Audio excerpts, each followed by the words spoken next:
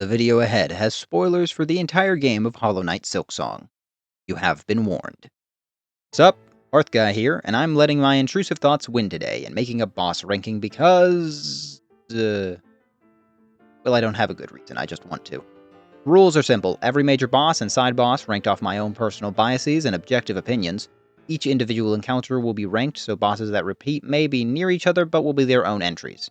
Just a heads up, neither Chakra or the Steel Soul boss are here, because I missed Chakra's fight before starting Act 3, and I don't hate myself enough to start Steel Soul so soon after beating the game.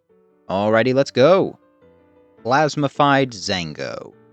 I'm gonna be so honest, I didn't even remember this guy's name when writing this part of the script. That's how forgettable he is. Normally, I'd rank bosses that actively make the game feel worse lower than those that are just boring, but at a certain point, I have to give those other bosses credit. They at least tried. They failed, but they tried. Zango, though? The game doesn't even reset the boss or its phases when you die. That's how much of an afterthought it is. He's got 2 attacks, and his whole gimmick is that he heals himself. He's meant to be a source of plasmium for a quest, but even that isn't necessary since the worms nearby are far more convenient than him. That's because the tool to collect plasmium has a slow charge up, and this blueberry is too busy committing the sin of area denial for a move like that to work consistently. Not unbearable, just existent. Like I could lose nothing by going anywhere else.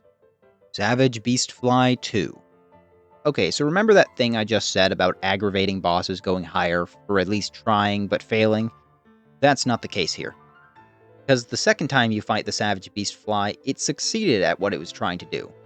And that was send me into a bloodthirsty rage the likes of which few others have managed. I have fought some truly difficult bosses in Silksong, like Lost Lace or Seth, spoilers for later, who killed me just as much if not more than this boss did. But they did not fill me up with the sheer scale of rage that this overgrown sausage with comically small wings did, and that was for one reason. Most of the deaths I suffered to these bosses felt like they were caused by my own lack of skill, and not RNG choosing to crush my skull. With erratic, floaty movements that destroy the floor beneath you, limiting your safe spots with no other places to latch onto for safety, the Savage Beastfly then has the audacity to summon flying spitter enemies to hog up the same space you need to be in to attack it. Meaning that not only does this fat coward steal your ground space, but he's also cluttering the air too and making it impossible to get anything done. And you want to know the best part? If this hunk of insect meat flies down into the lava and drops into it, it will despawn the boss. Hope you remember to get the lava resistance tool, sucks to be you if not. That despawning thing may have been fixed in newer updates since I fought it, I don't know, but like I said, personal biases and objective opinions. Word of advice. Take the time to run past the boss on your first approach to get the bench in the seamstress's house to make the run back much easier. You'll hate yourself marginally less if you do. Roll the Great. Okay, so I know I'm probably beating a dead horse complaining about this sewage-encrusted toad, but can you blame me? The run back is mythically painful, with just about every annoying aspect of Silksong's area design inserted here. Enemies that explode when they die, huge flying enemies that do double damage and can hit you from across the map, parasite water to drain your silk and limit your ability to heal, platforming that almost requires the Wanderer's Crest to be quick, a long hallway of enemies that jump up from the water erratically, and ending with an enemy gauntlet seemingly designed by sadists that I am convinced Team Cherry is. This is the Australian experience, and Team Cherry was trying to make sure we all felt it. I understand the argument for Bile Water being a sort of culmination of Silksong's Metroidvania aspects, and I do get that. It is meant to be challenging and is meant to be sort of painful. Just because something was intended to be that way does not make it a better experience. Oh, right, the boss. Droll is actually a decently designed boss that's dragged down by its arena, which pretty much pigeonholes you into fighting him one way. And that is camping in the corner until you get the opportunity to pick at him. Pogoing and attacking from below are not options because of how Grohl floats around and dives, and moving around the middle can be punished by the spike trap that swings around periodically, as well as the adds that spawn in mid-fight. It's a slow grind to get to him and a slow grind to fight him, and just in general, Grohl feels like a slog to fight. It just felt worse after having done so. Savage Beastfly 1. Speaking of feeling worse after fighting them, the only thing sparing the Savage Beastfly's first fight is that unlike the last two examples, I can at least stand on the ground at all times. The, again, erratic floaty movements and annoying flying enemies are still a problem, but for the most part my complaints are the same as before, with one unique pain in the neck. These ads that come in and create an area of death around them, all while you're trying to dodge a floating, drifting freight train from smashing into you. I get that the point of both fights is to get the Beastfly to kill its own ads, but I'm trying to keep myself from having to run all the way back into this stupid temple. I don't have time to be playing chicken with this punk. That said, I did put it up higher because beating it earns you the Beast Crest, and that makes it worthy of being just a little bit further up, for a reason that won't make any sense to you until the very end of this video. Skull Tyrant 1 and 2. Just putting these two here because it's pretty much identical in both cases. We're starting to get into the realm of bosses that are more inoffensive than bad, so expect us to start flying through them with little fanfare. The Skull Tyrant's first fight is interesting for the tracking mechanic that you'll probably be introduced to here, and the surprise of the second certainly upped the ante, but it's mechanically very simple. Can't hurt it from the top, but you can dodge it by pogooing off of it. So evade its charges and jumps and smack it in the face before it does those attacks again, and dodge the rocks it drops when you have to. It's like a land-bound version of Moss Mother, just with a smaller range in which you can hit it. Not a big deal for good or bad. Moss Mother 3. Okay, but why did this even have to exist? You have us fight 4 Moss Mothers across the span of all 3 acts, and is that really necessary? At this point, it just feels like an afterthought they tossed into the bottom of the Moss Grotto in case you happen to be down there, as a way of saying screw you in particular. The big issue here is that with Act 3, you've got a mountain of ways to handle such a simple boss, and an open area to dodge its new Abyss attacks, so it turns out rather easy compared to earlier Moss Mother fights, and less noteworthy. You literally don't even have to bother fighting it to get 100% or finish the Hunter's Journal, so take that as a hint and just skip it. Hail Stag. I've got nothing against a boss like this, but it's more tedious than bad. And tedium is annoying when in an area where, if you actually do die, you have to run all the way through it again. Which, in the last moments of the fight when it's spamming the screen with blades, is not off the table. At least it has the decency to die quickly and not get in the way when you're dodging its attacks, but take notes. I don't like bosses that make me stand around twiddling my thumbs. Bolt Firm. On that note, Bolt Firm has only 2 attacks and both take up your time standing in place and shuffling around rather than engaging in a fight. But again, it has the decency to stay out of the way while you do it, and seeing as it's stuck in the corner of the Sands of Karak, I can't judge it too harshly. You have to go out of your way to make its existence your problem, and that's pretty much the motto for the Volt Firm. Father of the Flame. I actually like the idea behind the Father of the Flame, but it has messy execution. It's a parkour boss, effectively, that requires you to bounce up and damage its outer torches before it opens up its chest to start a bullet hell segment, while flaming butterflies seek you out constantly and you're unable to recover silk at any point. It's experimental, and I appreciate Silksong going out of its way to try something like this, and being considerate enough to drop it in a place like the Wisp Thicket where I don't have to think about it unless I want to. That run back is a bit annoying, but forgivable since the fight, if you can even call it that, will go by fast. It has the grace to not impose too much in and out of combat, so I actually see you not being able to collect silk as being only fair. I'm already being offered this culture's god on a plate, I might as well accept a handicap. Moss Mother and Moss Mother Duo. For a first boss, Moss Mother is perfectly serviceable. I still think False Knight from Hollow Knight is a superior introductory boss, but I respect Silksong for giving you a quick skill check and then just letting you get on with your day afterwards. We had to wait this long, no need to stall us any longer before getting into Farloom properly. I don't even mind her summoning extra ads because they're hardly in the way, and this whole experience will be over quick no matter what it does. As for the duo boss, it's fine.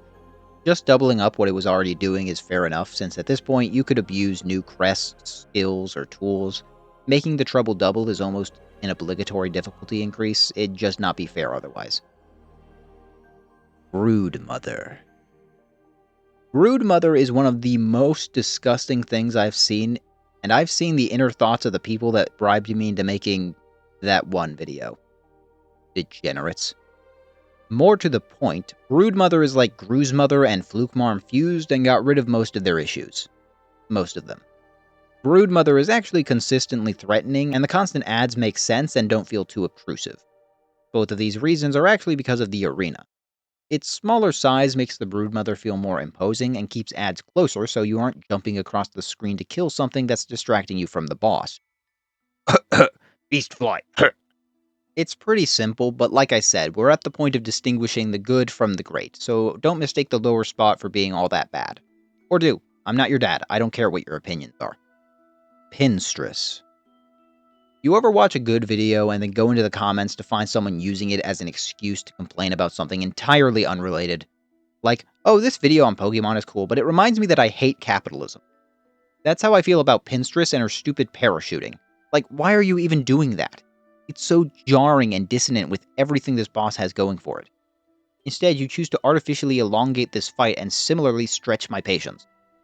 If you think I'm being overly harsh to a boss this far up, that's exactly my point. I could have put her much higher if she didn't spend 80% of the time defying physics rather than being on the ground. Oh, and you can fall out of the boss arena and reset the fight, which is just a special kind of middle finger to you. Right, positives. Literally everything else. It's actually very fun when she decides to let me play the game. Garmond and Zaza. It's kind of a shame how easily you can miss out on this duel against Garmond. I'm not just saying that because I missed out on the duel against Chakra. Okay, I'm kind of just saying that because of that. But it remains true. For what it is, I respect it. They didn't have to do anything at all, but this quick bout against Garmond and Zaza was actually pretty fun. If simple. There's very little he can do to you by this point, especially if you have the double jump and treat him like a springboard, but any Garmond content is good Garmond content. Four brothers Cygnus and Gron. Ornstein and Smo they are not, but what Cygnus and Gron lack in real cohesion, they make up for with the memorability of that first time Gron drops in and makes you realize this is a duo fight. Then you realize why it was made a surprise, because Cygnus takes up most of the fight anyway and there's not that much synergy between their attacks. That said, at this point, if you have the Magma Bell and know how not to get hit repeatedly, then this becomes far more manageable. Then it's all about managing how cluttered the screen gets, which is a bad habit quite a few bosses have, but in this case it's less of a problem for me just because the duo's movesets are pretty easy to get down, and once you do that it's just a matter of time before you beat them. I don't know what else you want me to say about them, really. Lost Garmond. Now about that screen clutter. Short ceiling, void crap being flung everywhere. Normally, I'd have shoved this guy down lower, but by the time you're here, you're pretty far into Act 3, and you had better get used to putting up with void before the final boss. More importantly, Garmond's final stand is a poignant moment to pass on someone who's been with us across Farloom. Reminds me of Solaire from Dark Souls, just with a proper boss fight that changes things up from your first encounter with him, since he's now without his mount. Of course, being slower, he has instead become more dangerous because of all the void he's tossing around at a frankly unfair rate. By this point, if you haven't learned to abuse tools, then you're not paying attention, or you think this is a more honorable duel than it is. Put your pride aside and just chainsaw this man to death. It's what he'd want. The Unraveled. The Unraveled is a summon boss done almost perfectly due to one key aspect: knowing your lane. The summon ads mostly float and stick to that area while the boss itself dominates the floor in sweeping charges, applying even pressure without suffocating you with needing to multitask the boss and ads in the same space like some bosses. That being said, it has to lose some points for holding a Silk Heart and being weirdly hard to find due to the backtracking and obtuse nature of the route to it. What also messes with my perception of the boss was that I didn't find it until I was almost ready to do Act 3.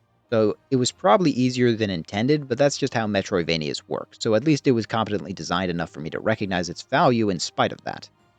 Watcher at the Edge. I was almost tempted to throw this guy higher, but when I actually look at his moveset, I realize he's pretty basic. Like plain pancakes without any syrup. It's still good, but you know it could be better. But considering it's up in the far corner of an area that you can 100% miss and still finish the game in Act 2 or even Act 3, I'd be almost insulted if it was anything more. Watcher does have a few tricky moves with a deceptive range that will kill you once or twice, especially when you aren't expecting a follow-up, but it's an overall fair fight. Definitely gets points for the atmosphere. A seemingly pointless duel at the far side of the kingdom's edge with no music but the wind and your attacks. Disgraced Chef Lugoli. Lugoli is a boss whose virtues shine ever brighter for the darkness you have to compare it to. Said darkness being this green mistake from over a dozen entries ago. Lugoli is everything Grohl the Great wishes he was. Same general moveset with the same ever-present mechanics, but done in a way that doesn't make the player want to tear their hair out and be force-fed it like the actual sewage this hack of a chef is trying to feed us. Believe it or not, I still find this fat fly that kills you by throwing it back more fun than the toad that didn't even have the decency to give us a floor to stand on. The goalie leaves enough open space in the fight for you to dodge, and is able to put on the pressure by never letting you get too far. And believe it or not, I actually like how parasitic water is used in this fight. It's not just hanging around for you to get screwed over by for moving a pixel too far while dodging a bullet hell, and with Lugoli's other attacks you have plenty of time to get Silk back to get rid of it. It's honestly astounding these two boss experiences happen in the same game. Like you got the recipe right the first time, what went wrong here? Oh, I know what happened. You didn't have Lugoli here to cook harder than should be possible for what they're working with. Crawfather. Crawfather and the Court of Craws saw what the Unraveled did and perfected it just in time for Act 3. Because all I had to say positively about that boss applies here and more. You have more room to move, the ads are almost exclusive to the air while the boss sticks mostly to the ground while maintaining unique and fun moves to avoid and punish. I also have to give kudos to whoever came up with this concept to begin with. You are a genius, let me tell you.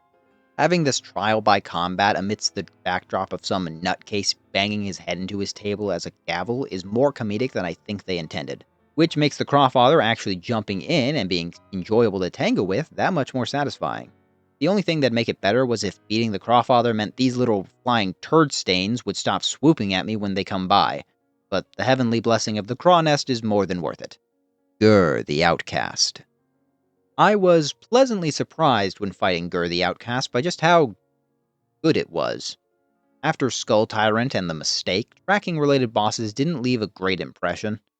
Gur completely threw it on its head, however, by turning the mechanic of tracking into pretense for the boss fight, as you get lured into a trap that initiates the fight. And once you're in, Gur throws all your tool spamming up to this point back at your face.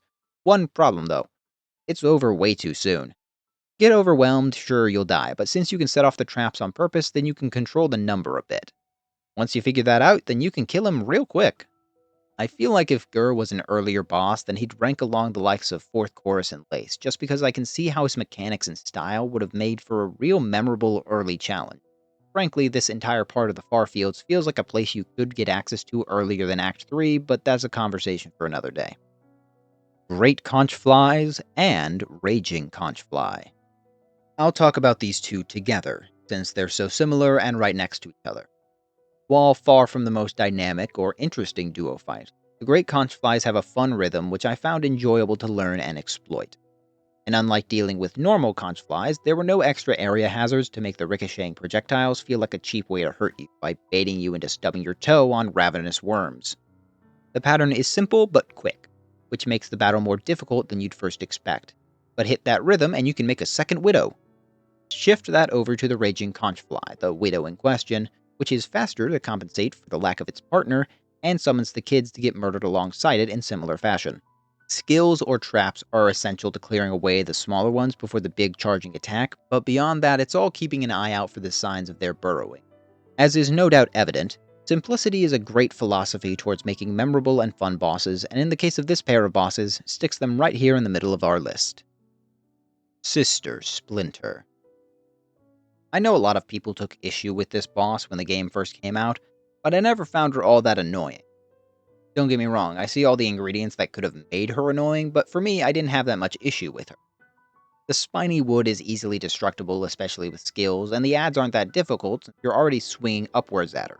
The real problem is the fact that when you drop her from her perch, her squirming self will squash you and keep doing contact damage at any point, which is just great. In most cases, when a boss gets staggered and you suffer contact damage, it's just poor timing or your own fault. With Sister Splinter, I swear it's intentional. That being said, when the only issue I can name is an effect which happens when nothing else is liable to be threatening you, and what you should know to look for after the first time, I'm going to be a bit lighter in the judgment. Just maybe don't stand directly beneath her. Second Sentinel. Second Sentinel is everything Garmond and Pinstress could have been, especially that last one. A proper duel in a closed space where you can't accidentally swan dive into spikes for dashing too far. With easy to understand but threatening attacks. Almost too easy to understand, I have to admit, since I beat them on the first try, but let it not be said that being easy makes a boss inherently bad. Just a smidge disappointing when you're this far into what is effectively the final area of the game, and it's supposed to be a challenge or duel. After a few of the gauntlets in this place, I'm not really looking to bash my head against the wall, but I'd prefer it if it took more than a light sneeze to knock over this gold robot of death. That might be a bit unfair, but we could have upped the ante just a little here, I think. Bell Beast. Probably the second boss you'll fight, and the start of the early game string of knockout bosses. The Bell Beast does more for teaching you timing and spacing than the Moss Mother could have dreamt of. And being the first boss that you'll fight with a skill, you'll probably be tempted to spam that. But once you go into its second phase, you're really going to be wanting to have that silk you expended. Since bells are being flung everywhere, and so actually hitting the Bell Beast is going to be harder to pull off, having silk to heal when you can is more valuable than outright aggression. In effect, Bell Beast is a tutorial on patience, and while I know plenty of you gremlins don't do patience, it's a necessary skill to— oh, who am I kidding? You probably stopped listening and skipped to the next entry. Typical. Moorwing. Once again, I found plenty of people complaining about Moorwing, which I think is hilarious in a way because 1, you can easily skip the Moorwing by one of 2 different routes to getting into Bellheart, and 2, you can ask Gourmand for help, and while he may not seem to do that much, extra damage is always helpful in a boss fight. I found each of Act 1's bosses taught me a different lesson, and the one Moorwing taught me was strategic healing. A skill a lot of people who got that far did not seem to have figured out. Your default healing nets you 3 masks a pop, and can hang you in midair when you do so, which means 2 things. 1, you don't have to heal immediately following taking damage, especially with early bosses, and you can pull off some sneaky dodges while healing at the same time. But by this point, you should have the upgrades that let you float, so Moorwing's lower hitting attacks should be manageable. And before you say anything, Moorwing doing double damage was not a problem either, because I repeat, you can heal 3 masks. Get hit twice and heal. Then you're down by 3 again if you get hit, and then your next heal gets you back up to full. It's all strategy. Just keep a cool head and think it out, and Moorwing reveals itself for being easier than you may have realized. I know. How can I complain about screen clutter and then put Trobio this far up? Well, you're right. I have no good explanation besides that he does it in a good way. I think it's because Trobio doesn't tend to do too much all at once. Sure, a few attacks will be tossed at you in tandem with another, but usually they all have straightforward answers. The pyrotechnics and bouncing balls pretty blatantly choreograph their directions, as does Trobio when he shoots up from the floor. The difficulty lies in reacting fast enough not getting hit, which is kind of a challenge I enjoy, especially when attacks happen one after another. The tornado attack is annoying at first until you realize it's actually your best chance to get in some easy damage, especially if you're running the Wanderer or Reaper's Crest. Fair is fair, the actual angle those balls hit you can be deceptive, and I died because of them more than I care to admit. But I can forgive that for the spectacle at play here. He may not be grim, but he's a different kind of showman, and I have to respect that. More on him later. Bell Eater. The shock that the Bell Eater exists and the sheer scale of it is probably one of the better boss jump scares in the game. After the chaos and dread that is the opening of Act 3, I could feel myself getting angry at the thought of this mile-long douche canoe hurting my Bell Beast after everything else I had to put up with just to get here. It's a great way to build motivation to beat the boss, not only because your fast travel is locked up as long as it's alive. As for the fight itself, the scale is impressive. It makes a boss like Fourth Chorus feel small, even though you only ever see parts of the body at once, like the front and back at any given moment, outside the body bordering the area and occasionally along the floor. And the fatality by the Bell Beast made me wish we could drag them into more life or death situations. Honestly, you'd think Hornet would find more use for a car-sized bug that headbutts walls of metal balls on a daily basis. Last Judge. At this point, I wonder how many people I can make mad with my opinion. But Last Judge has always felt like one of the fairest bosses in the game, and makes perfect sense to be the skill check between you and Act 2 for most players. The only thing that was making anyone think poorly about it was that run back, and Team Cherry already nerfed that for all you weaklings. But me, I beat it with the original run back intact. Unrealistic self-aggrandizing aside, the last judge has some pretty big windows for damage due to its signaling every attack as if he's changing lanes on the freeway. You'd have to be blind not to know which attacks are coming next. When you consider that, double damage makes sense and means it's all spacing and patience from there. And when it's all patience and spacing, it means strategic thinking, and turns the last judge into a really excellent way to cap off the first act of Silksong.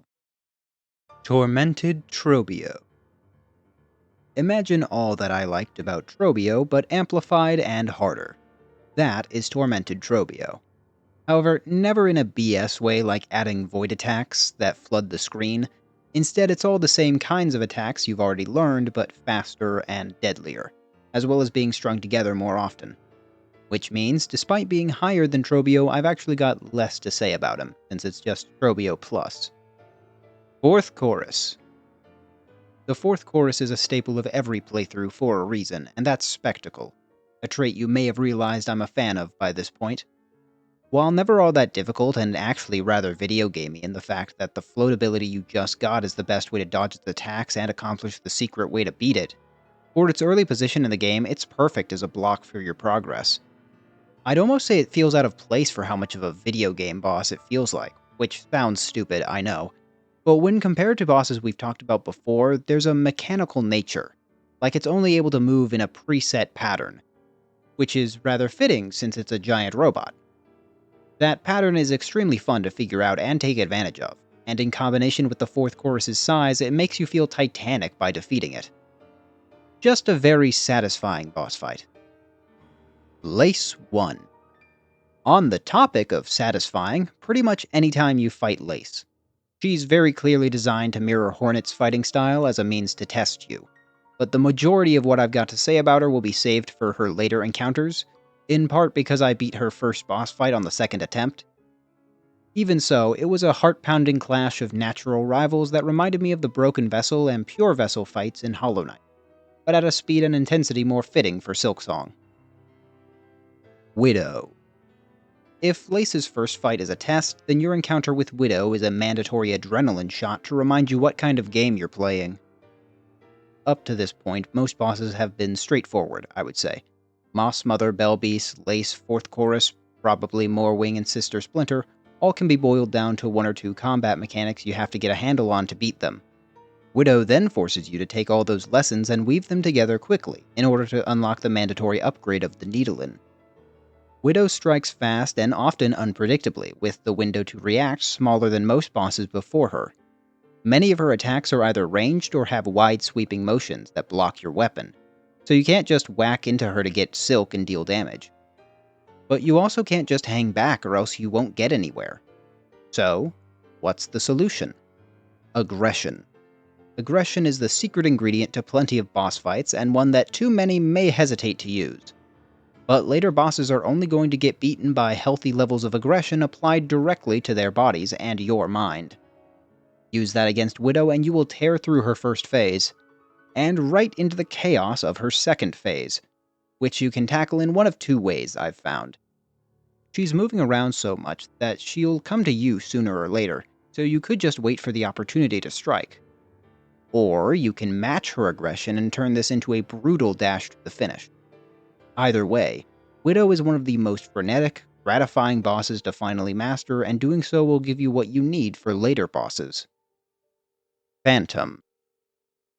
It's honestly criminal that a boss this good is so far out of the way that you'd have to cross through Bile Water or the Mists just to get to it.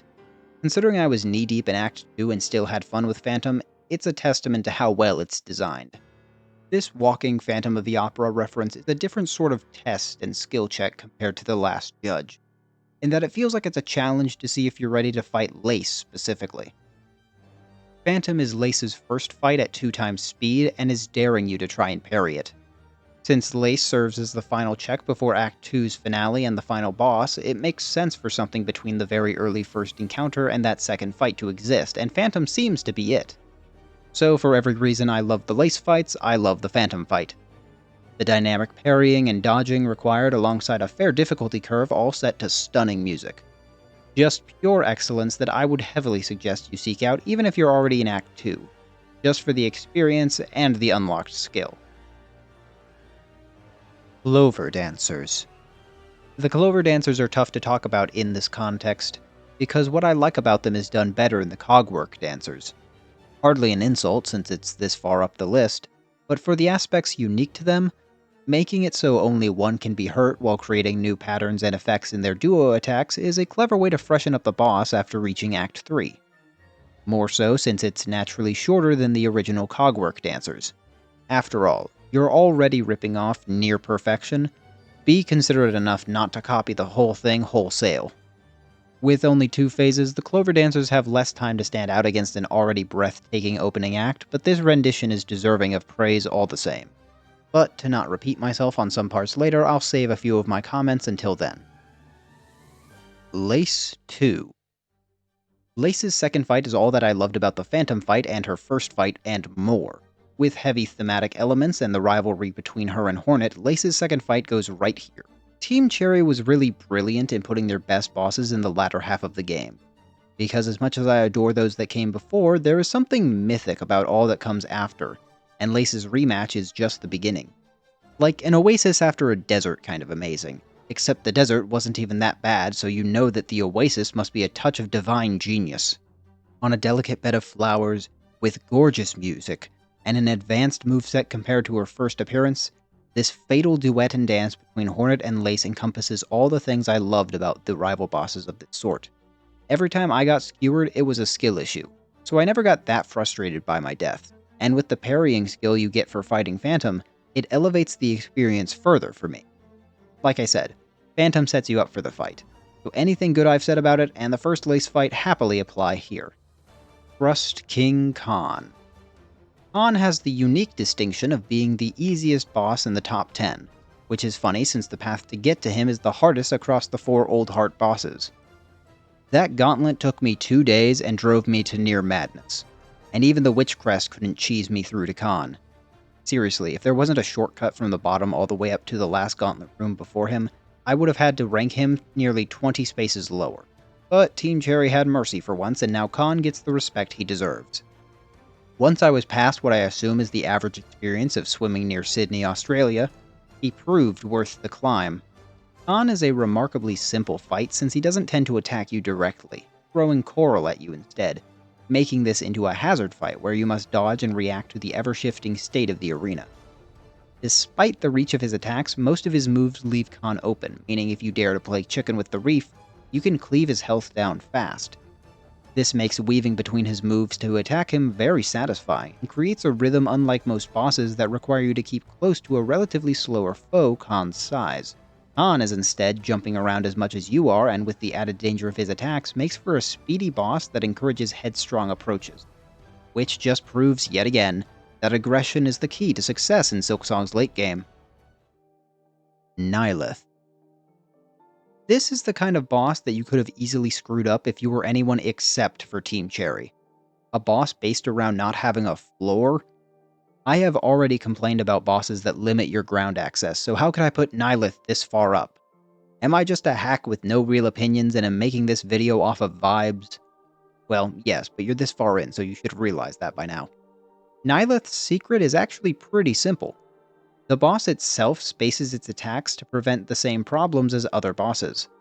Most of Nihilith's attacks are either based around itself or follow strict patterns as they go out, making dodging simple and ensuring you always have the space to move if you remain calm. The added complexity comes when trying to deal damage, and Nihilith itself not always sticking to one side of the room. Nihilith also tosses out these spike balls that you can hit back for extra damage or keep in the air if the pressure feels too great. But the real secret weapon here is the Claw Line, which can deal double damage and provide easy approaches and escape from Nihilith's range. I hadn't mentioned it in other boss fights since you have so many options in most of them, or you just don't have it then. But with Nihilith's whole gimmick being about limiting your movements and forcing you to use your movement skills creatively, it felt more pertinent. Just a shame that Nihilith is preceded by a boss that I find even better than it, but we'll get to him. Cogwork Dancers. It's hilarious to say that the Green Prince's boyfriend dancing with himself was more impressive to me than the Green Prince's old heart fight. But what are you gonna do? The Cogwork Dancers aren't just a fight. They're a story and a show. I feel like I could watch them dance all day, but fighting them feels even better. the epitome of a duo fight. The dancers complement and mirror each other through coordinated attacks that require you to dance in sync with them through the first two phases of the fight. They feel more like they're area hazards than a boss, since they don't even seem to acknowledge your presence, which further solidifies the idea behind the boss. A single soul split into two and performing a mockery of the dance it once performed in life. Each consecutive phase and the associated speeds amp the difficulty in a fair way, and once you reach the third and most chaotic phase, the game pulls a fast one on you, desyncing the bosses and therefore you from the dance. You have to now create your own rhythm that can outperform the dancers, and as beings tied strictly to a routine, you always know which spots they can be in and should be able to dodge around them no matter what, so long as you don't panic. Follow the clockwork rhythm and you'll have won the fight, with a rather somber fourth phase as a lone dancer continues to move without its other half, waiting for you to put it down. I repeat my previous statement. It's a story and a show, and all I have to say about them applies to the Clover Dancers except they tell a greater story. I can't wait until the God Home equivalent DLC because I really want to fight these two again, which is a great sign of boss quality. Shrine Guardian Seth. You ever seen those jokes about characters that just appear, show up everyone around them, never elaborate, and then leave? That's the experience of fighting the Shrine Guardian Seth. Now, if you don't know the story behind it, Seth was a Kickstarter character created by Kickstarter's Seth Goodman, who came up with the basic design but sadly passed away from cancer before he could ever see Silksong come out. In honor of him and to meet his wish, Seth was put into the game as one of the most standout bosses Team Cherry has ever created. Seth's fight gives you a wide open space for plenty of dodging, which is good because he is deceptively acrobatic, tossing the shield like he's Captain America and moving in fluid patterns that can be tricky to figure out on early runs. The trick with Seth is to keep your distance and let him come to you, which may sound contradictory to the bits about aggression from before, but those don't apply here. Seth has a shield, and once he hits his second wind, he will have more aggression than you. Treat Seth like he's a Dark Souls boss, alright? Wait for clear openings and attack. Tool spam if you must. This guy has no chill and will punish you for bravery. Withstand the trials this champion throws at you and you'll open the way to Nyleth, as well as set Seth free to find a new life. Grandmother Silk. Once again, an example that an easier boss doesn't mean a bad boss. Because as a potential final boss, Grandmother Silk serves better than the Radiance in all but the spectacle department. I generally find Grandmother Silk to be harder to fight than the base Radiance, and that's due to, between both phases, her moving around a lot more and limiting your own chances to attack due to her pins. The Radiance's similar attacks were not as quick, and the Shadow Dash was an easy get-out-of-jail-free card. With no similar ability and at a higher speed, GMS does better at controlling the area, especially in her second phase. Area control is GMS's entire playbook, unlike the Lace fight right before where you had all the room you needed to move and attack, with the caveat that Lace is a smaller target than GMS, and Granny Silk has no contact damage. I actually had to get real acquainted with this boss fight to get the secret cursed ending, so by the point I was ready for Act 3, I understood its patterns better than most bosses on this list. And maybe that's why I feel so fondly on it.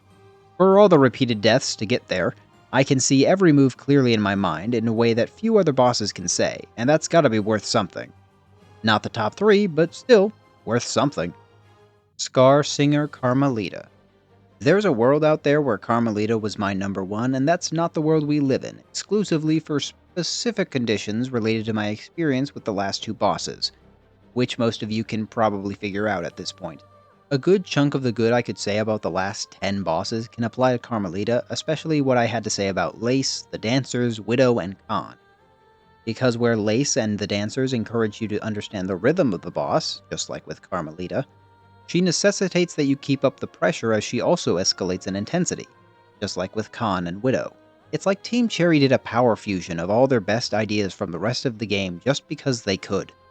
They realistically didn't have to make Carmelita go so hard. They already had so many creative banger boss fights up until now. I'd forgive them for phoning it in, but instead they delivered the equivalent of a 5-star meal and told you to have at it. The boss fight is so good I don't even mind the required batch of enemies you have to fight first. That's how great of an impression it left. Think about it. That I can forgive one of my personal pet peeves on Silksong's worst runbacks since Carmelita delivered infinitely more than I dared ask for. I feel like I'm somehow cheating Team Cherry out of money just by paying $20 to get to fight this boss. Forget the rest of the game, Carmelita is worth more than $20. So imagine how I feel about these next two. Lost Lace. What more am I supposed to say this far into the video?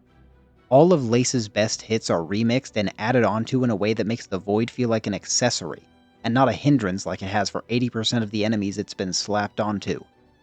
I'd just be repeating myself for the third or fourth time trying to get you to understand why I like fighting her in almost any incarnation. So forget all that and let's talk about the new stuff. Like an arena that doesn't have pits of death on either side, and a second phase with area hazards. Lace's new attacks deal a lot of damage, but have a deceptively large window of attack that diversifies the playstyle of the boss rather than changing it wholesale. It's still about dodging and punishing, and you get bigger windows to punish, but in exchange, she can now control the entire battlefield with her Void abilities. If this had been a smaller arena like in prior fights, then I'd call it garbage, but with a wider range and Lace teleporting behind or in front of you, it just takes the Dance of Death to a new, faster pace. I kid you not, I spent hours against Lost Lace. Everything I'd already seen before was here. It was the ultimate final skill ceiling, and by my final attempt I had almost no tools left and was just down to the barest moves I could pull off with the Hunter's Crest. One I was determined to use rather than something cheesier like the Witch's Crest. Let me tell you, the claw line was the greatest blessing imaginable in this fight, and without it, I'd have never been able to keep up in speed or damage with Lace. If you don't already use this attack more, you should. It's a secret weapon I wish I had used more of. And by the time I finally beat Lace, I felt like a true master of Silksong's combat.